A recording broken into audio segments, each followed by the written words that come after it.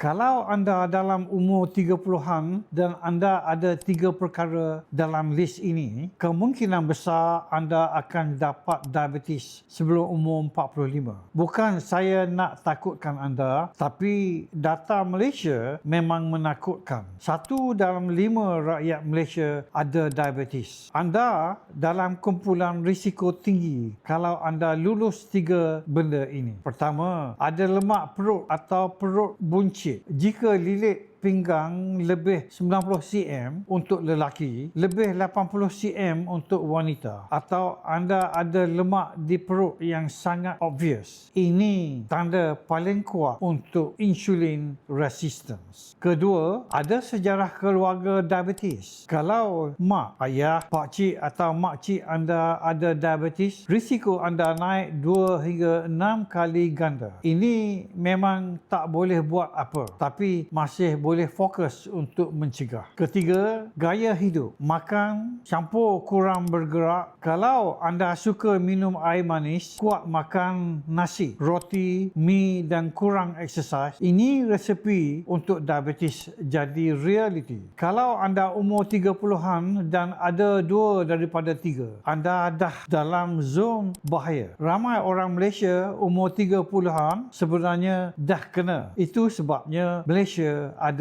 tsunami diabetes.